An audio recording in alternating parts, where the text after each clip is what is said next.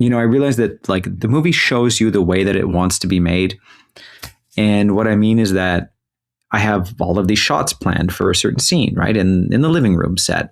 And then you get in there and you block the scene and you say, okay, I want to do this shot and I want to come over here and we'll dolly this way. We'll push in around this. And then it just doesn't really work out. And maybe it doesn't look as good. Or the movement isn't exactly how you expected because there's a wall in the way. There's a piece of furniture that you just can't move out, a stove, for example. Then you have to adjust. Hello and welcome to Off the Lot. The film industry is changing fast, and if you want to make movies, it's time to become your own gatekeeper. If you've got a vision and the drive to make it happen, this podcast is for you. We're your hosts, Ken Kabatoff and Anthony Epp, and every week we dive into the hustle, challenges, and strategies of independent filmmaking. We talk to directors, producers, and industry pros about what it really takes to get your film made on your own terms. Let's dive in. Okay, we're rolling. I have my coffee at 6 p.m. and I already have my Nespresso ready to go. Let's do this. Let's do this. So I guess for those of you scoring at home, we are now on at the end of week one of Ken's first week directing his feature film Remnant. And just to bring the listeners up to speed, you're on set tomorrow morning, right? What's your call time tomorrow morning? Yeah, that's right. So we finished the first week. Tomorrow, 7 a.m. call out in Langley. But, it's the weekend, but it's not a weekend. I had yesterday off to like handle life things, right? Like laundry and grocery shopping and that kind of thing. But then today was a day full of meetings and tons of meetings. We went to the post facility to manage our LUT and just do some revisions to our LUT. To make sure it's more accurate on set. It looked amazing the first week, but now that we actually have our own footage to work with, we can craft that LUT to just be a little bit stronger. So we did that this morning as well. So it's sort of just been nonstop. It's been a total blur. It's been amazing. I have to say first up, like, this is the best job in the world. I love it. Yesterday on my day off, while I was looking at tomatoes at this little Persian grocer around the corner from my house, I was like, I wish I was back on set, like working with our amazing crew and just being around these people. And it's so much fun. It's so stressful. It's exhilarating. It's terrifying. It's all of these things all at the same time. But I love it. I really, really love it. So you started on Tuesday last week, was your first day of production. Yes. Well, without making you go through the full recap, why don't we talk about this? What was your first day on set like? The first day on set felt like any other day on set, to be honest, in the best way. Like it felt like a real movie. And then I looked around and I was like, oh, wait, this is our movie. Okay. All of a sudden, there's more responsibility and all of that. But it just really felt like I was walking back onto a film set, whether it was a big studio production or when I was on the TV show Travelers or any other TV show. We had a big crew. We had work trucks. We had catering in the morning. I got my breakfast burrito. I got my coffee. But then all of a sudden I was being pulled in 1,000 different directions and asked so many questions. You just don't even realize it until the day where, especially like on this film, like I said, people are wearing multiple hats. So we're a bit of a reduced crew and there's just a lot of work to do. And it's a tight schedule. It's a jam-packed 18 days. And day one was a really good day one, but it was a complicated day one. So where we started, we were shooting out in this parking lot in Langley, and we had a scene inside an ambulance and then a parking lot scene where the main character confronts somebody outside of a police car. And then we had driving work and a company move. So driving work and a company move on a same day is like a death sentence. But it actually worked out because the driving work was happening while the company was moving. And so we didn't actually lose any time. And we ended up getting about 15 minutes ahead because of the driving work. We got what we needed quite quickly. And we didn't do any sort of process trailer. We had a car rig inside the car, actually. And so, we drove around. We had a follow car and I was stuck in the back seat with two little monitors and my producing partner, Chris, and the first AC or second AC, and it was just driving around Langley. It was fun. But like as far as working with the actors and just getting to the swing of things, it was just wonderful. I loved it so much. Well, what would you say was like your biggest surprise on that first day? Did you have any? In a way, I mean, just how sort of natural it felt to like just get back into the swing of things of directing again. And the thing is like I've been directing this movie now for let's just say 6 months, right? But then like full time for about 3 weeks, I've been prepping it. So all of the conversations I've been having have been technical conversations, creative, but technical. So from visual discussions, prop discussions, art department, but I'm talking to technicians. And so we're talking in just sort of matter of fact ways. I'm talking about the logistics of things, but then you step onto set and then you have to deal with an actor. And we just don't have those conversations very often as directors, right? The only time you really talk to actors is when you're directing them. And talking to actors is just a little bit differently than talking to your director of photography or your production designer, and just finding ways to unlock those performances. Thankfully, our actors are incredible, and there's no unlocking to be done. Like the characters are dialed in. We've cast the right people. My job is to just sort of shape or guide the performance a little bit this way or a little bit that way. But with none of our actors am I walking in going like, I have to help you find that good take, that good performance. Our baseline performance is great. And that's the best position to be in, because I get to say like, okay, cool. We have our like serious version. Let's change things up a little bit. Let's try this out. And they're good enough that they can pivot. They can give us some alternate takes, and we're just having fun with it. It's really great to see. That's pretty cool. Especially with the first week, it's usually a bit of a mix of getting everybody kind of up to speed. How have you felt that going? Yeah, that's the toughest part. It's just, the first couple of days were difficult because, like I said, the first day was outside, company move with driving, and then we moved into this location, this hardware store, which was the same hardware store as the one that Longlegs shot at, Nicolas Cage. And it's a really cool store. There's so much character in there. Like, no wonder Osgood Perkins chose this place. You walk in and you're like, we don't have to dress anything. It's perfect. Let's shoot. It's one of those places, right? But it was a really good day one. We wrapped a half hour early. So that was good. And everybody was really, really excited about that. Like, great first day, big hugs all around. People were stoked. The next day, we were at this church in Abbotsford. And the church is this really cool little, it's the Claiborne Church. And this tiny little church. It's not really connected to anything, and it's sort of picture perfect. I think a lot of Hallmark movies shoot there, actually, and it makes sense. But for us, we're a straight up like horror movie, so we turned it into that. And the church was wonderful, but it was a tough day. There was just a lot of technical work that had to be done with, like, it was a horror sequence. And so what was different about day two versus day one was like drama. Mostly just dramatic scenes. Day two was horror. Actually, it was like a mix of like a really intense dramatic scene in the morning, followed by 6 hours of building out this horror sequence that happens inside the church with a lot of moving parts and visual effects and special effects. And so it was just a different day than day one, and we had to sort of figure that out. And then, of course, like you're running out of time, and we made it work. And there was one shot where I was like, oh, did we get the gag? Did that beat land how I wanted it to? But our editor called us, and it did. It turns out it was great.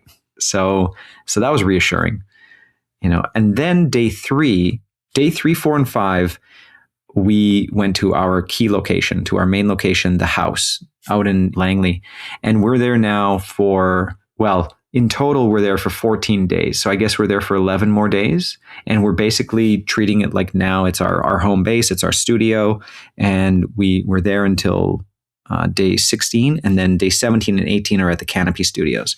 So getting to the house was great because we could settle in. Each department kind of figured out where their stations are going to be. Like props has their lockup, Grip Electrics. We know where to park the trucks. The trucks are staying. We don't have to move them out at night. That's a big thing too, right? When you're on location every single day. And I think you kind of did that with your film, right? You had a lot of locations and moves. Yeah. Yeah. And it's always the thing that you don't always necessarily think about early on, but it's such a comfort to be able to anchor yourself somewhere and then just live there, even if it's for a week or 2 weeks or something. Because like you said, everybody gets comfortable. They find their spaces. You get to shoot longer because you're not worried at the end of the day about having to pack everything up and leave and come back the next day, right? Mm-hmm. So that's the really interesting part about it. And so, you were there for the last 3 days of the week, and then you're there for 5 days this coming week, and then you're there another 5 days, right? Is that Is that right? Or Another 5 days, another 6 days. Yeah. oh, 6 days, Another right? 6 days, something like that. Yeah. And it's great. But each week is sort of a little bit different. So this first week, right, I should back up for a second and just say that earlier this week on our third day of production, Deadline Hollywood announced our cast. And so the press release went out. We made the official cast announcement so I can finally talk about it publicly. Kim Coates from Sons of Anarchy is starring in our film along with Talisa May Stewart and Megan Peta Hill, along with Genevieve Fleming and Nat Bolt from Riverdale. So if you're a fan of Riverdale or Sons of Anarchy, we have two major stars in our film. And Megan has a new series coming out February 18th on Amazon called 56 Days.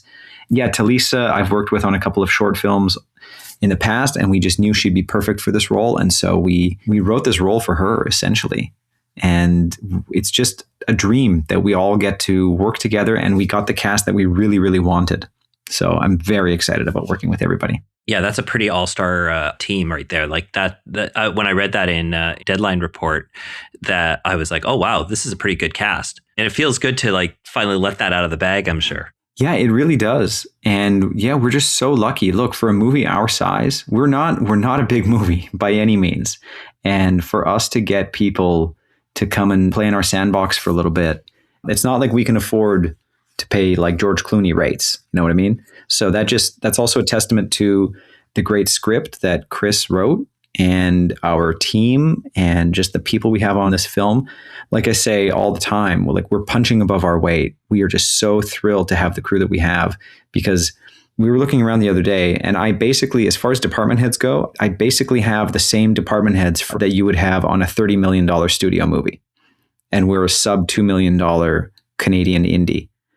And so that doesn't normally happen. And then we have Kim Coates and Nat Bolt. Like, this doesn't compute. And so as a director, every single day, I'm just so happy to be there, as stressful as it is.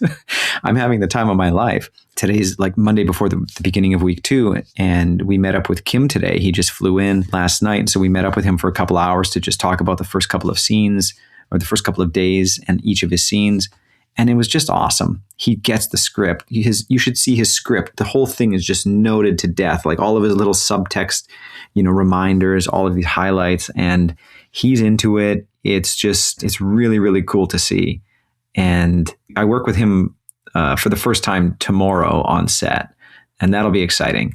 But that's what I mean, is that each week is kind of different as far as the tone and the way and the scene, the type of scenes that we're shooting. So this week we have some pretty intense scenes, but that also means that like the crew's already gelling a little bit better. And, day 1, day 2, it's the first time that people have worked together. And so everybody's figuring out their rhythm.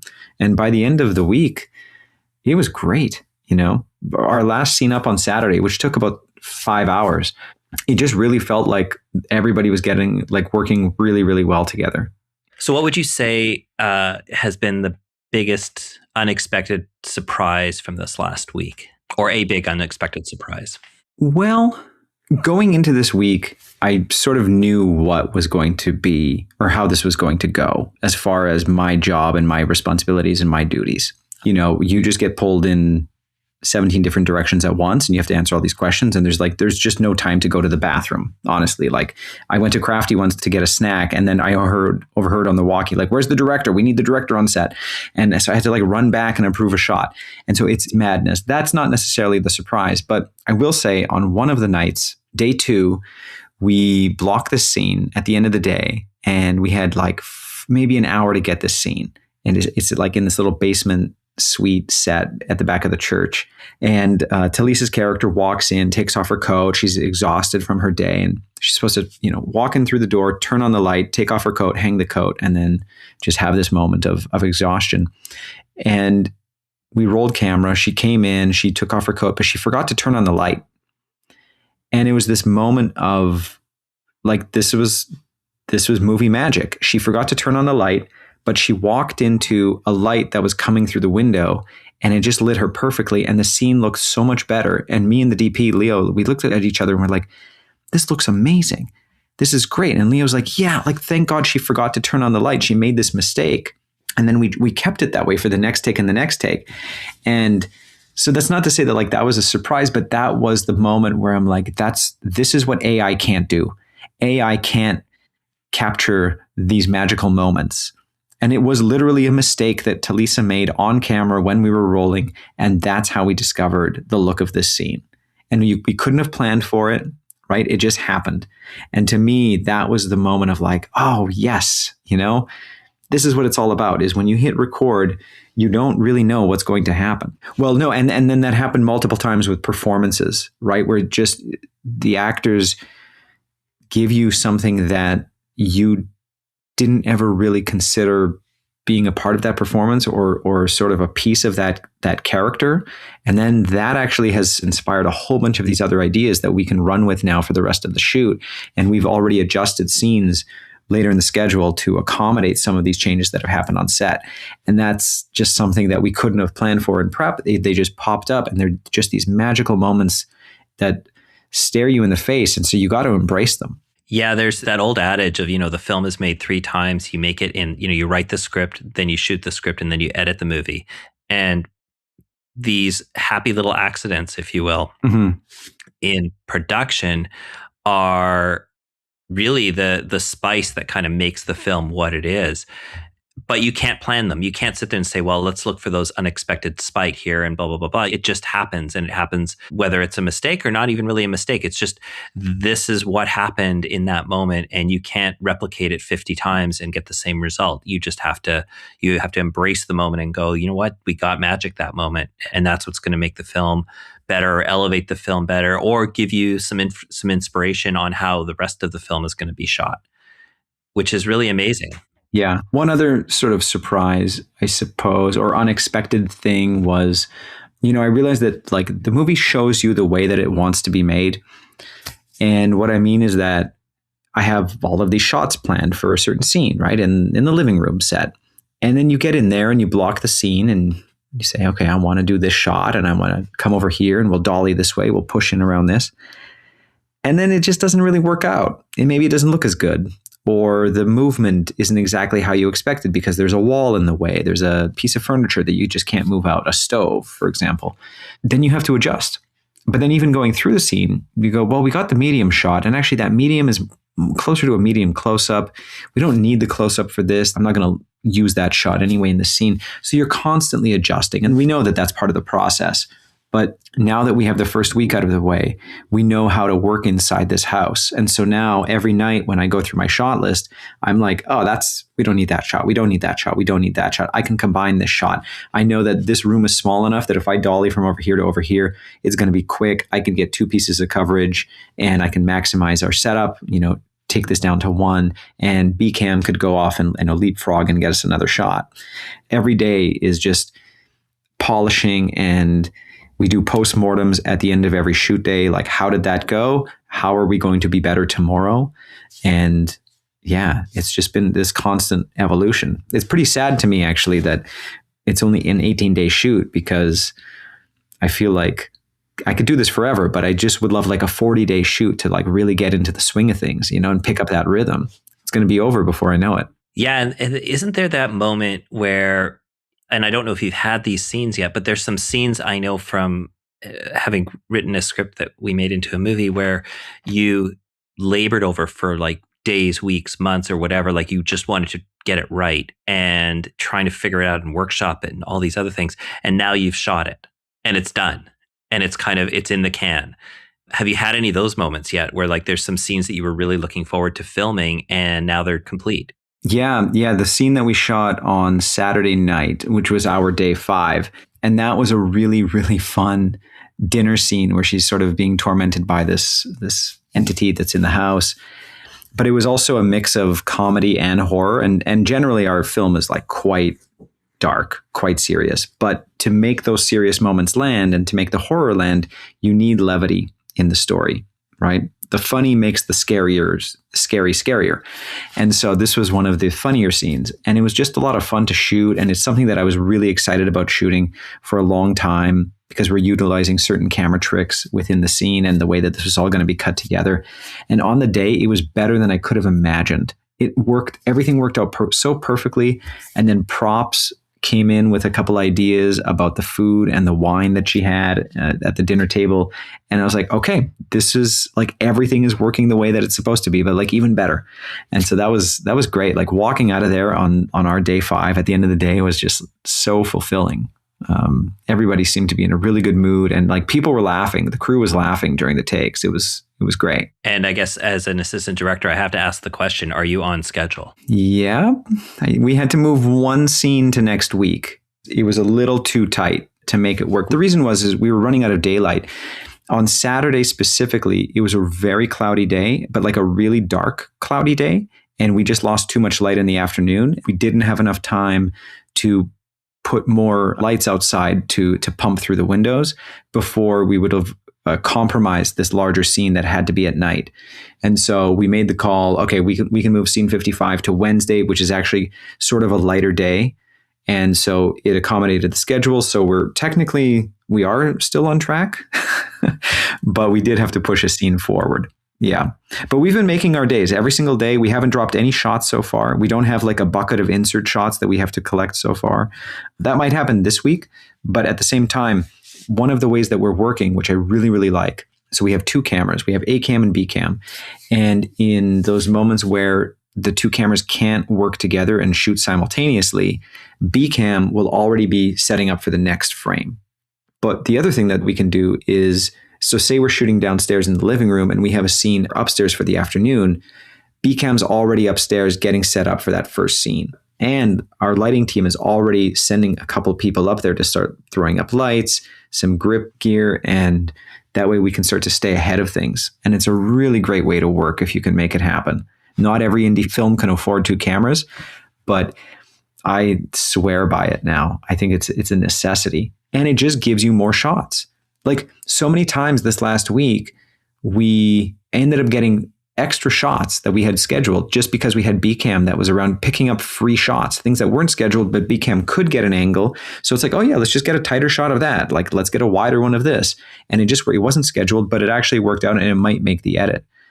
I think on day 1, we did 21 setups. On day 2, we did 28 setups. On day 3, we did 31 setups. Day 4 was like over 31. And then day 5, I forgot, I lost track. But we were slowly getting more and more coverage every single day as the days went on.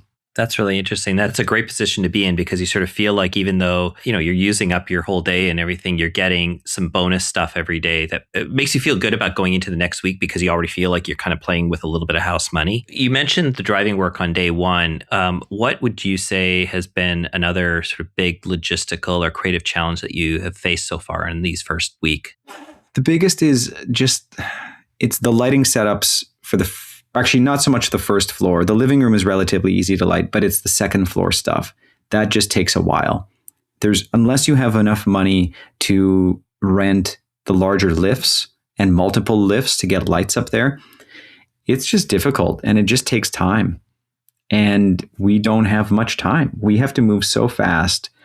And again, I have to just give a huge shout out to our crew because poor Crystal, our gaffer, there's no second in that day where she's not on the walkie talking to her crew, giving them direction about what the next setup is or adjusting a light. And I feel, awful. So many people are just so busy, but they seem to be happy and they seem to be really liking what we're capturing. And I'm just so grateful to have each and every one of them there.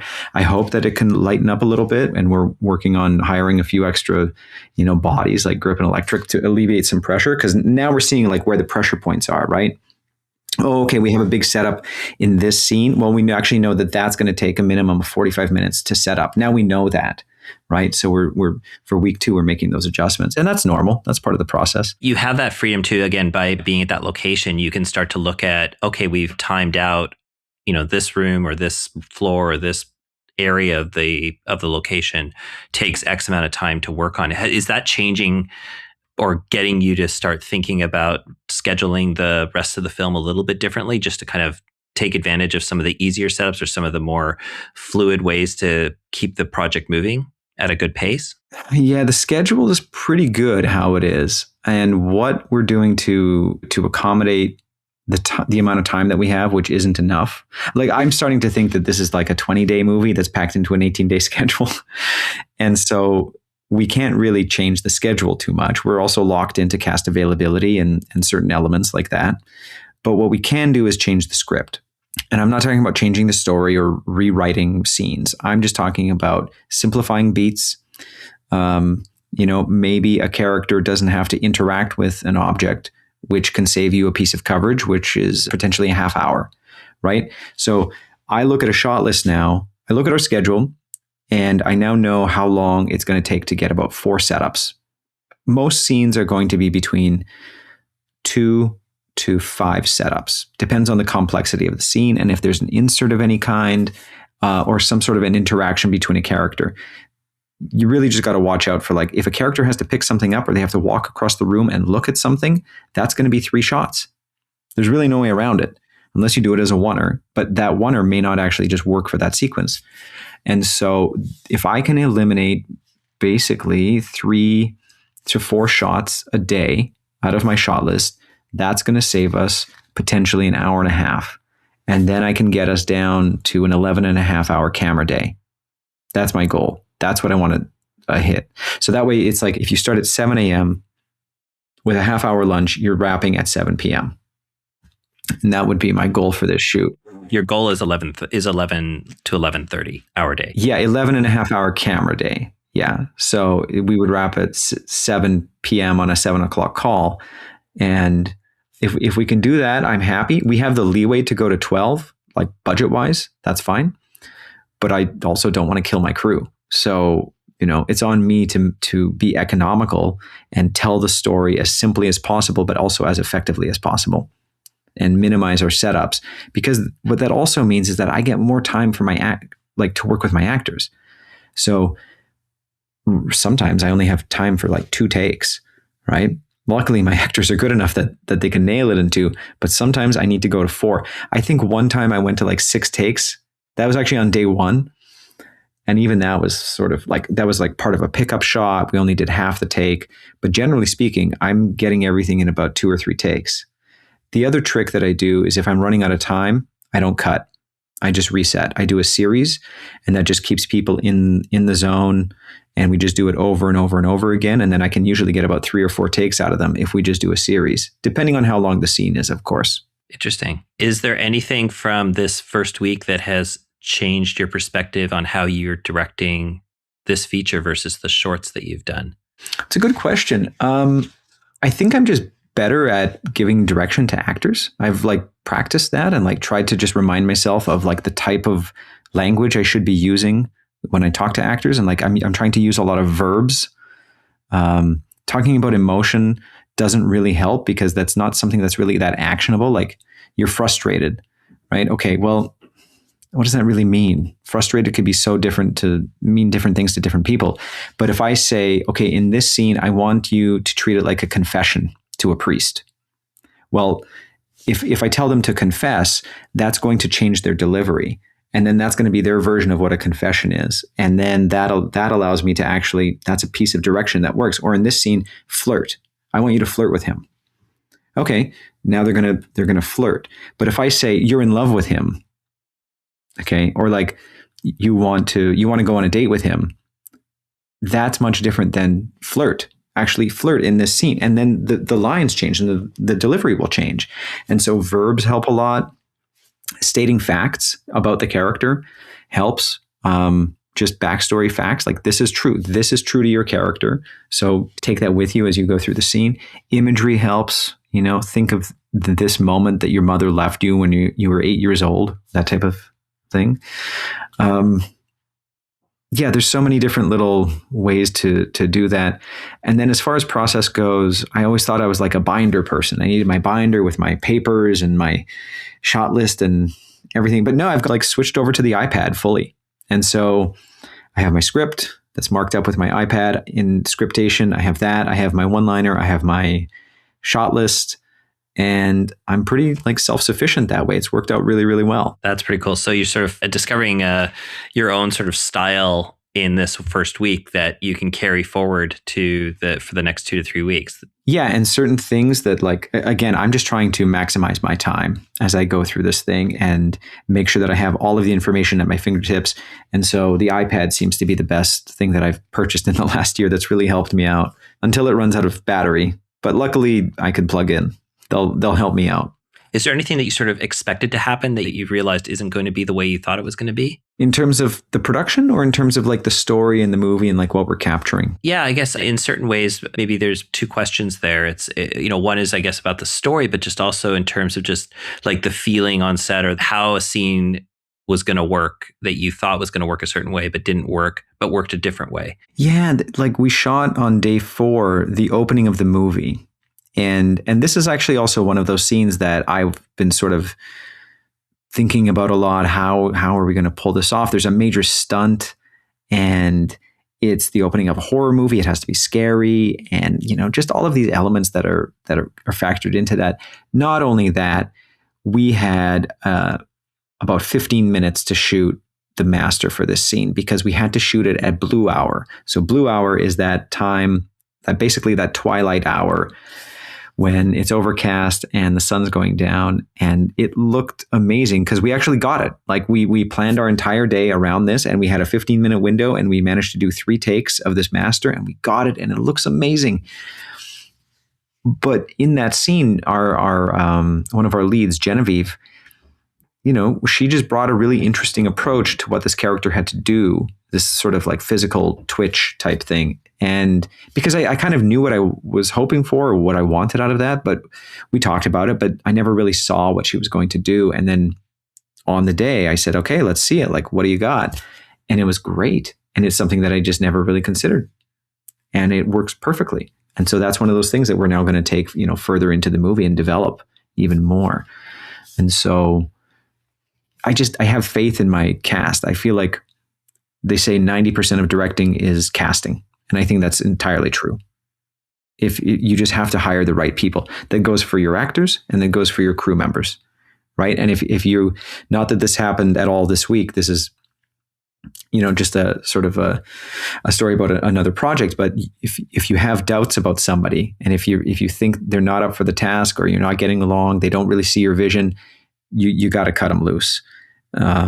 It's just it's more damaging to the production to have people that aren't a fit around you. And luckily, over the last 6 weeks, we've had just the best team and the best cast. So I'm just thrilled. And it sounds like I'm kind of losing my voice, so I should probably wrap this up a little bit. I have a lot of talking to do tomorrow. So. Yeah. Well, let me ask you one last question, sort of just about culture and things like that. Is there anything from this past week that has made your job a little bit easier? Well, my longtime collaborator, Chris, he's helped carry the load. Our script supervisor, Helga Ungereit. Helga's amazing. She's been around since the X-Files. I mean, Helga knows everything, and she just has great ideas. And she's the type of script supervisor who actually helps make the movie with you. She's not the script supervisor who's just like a secretary taking notes on set. She really has good ideas and helps us figure out the coverage, making sure that the scene will edit together. Great ideas for consolidation. Look, it's a collaboration. Yeah, I'm the director, but I just basically get to say yes and no 10,000 times a day. But it's really the people around me that are making this movie, right? And I'm so grateful for that and to be in that position. And it really is just like the collaboration aspect is truly remarkable. Yeah, you're the first audience member, right? So you're the first person to see the movie in all its glory. So that's always the thing. Well, as you said, you've got an early day tomorrow.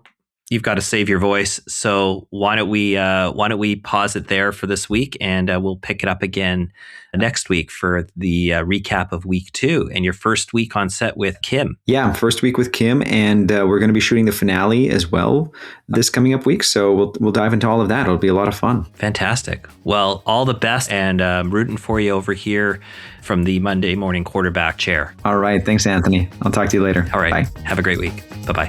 Okay, so that's it for this week's episode of Off the Lot. We want to hear from you. If there are any topics you want covered or any questions you'd like answered, please email us at podcast.offthelot@gmail.com. You can also find us on Instagram and YouTube. Our handles are in the show notes.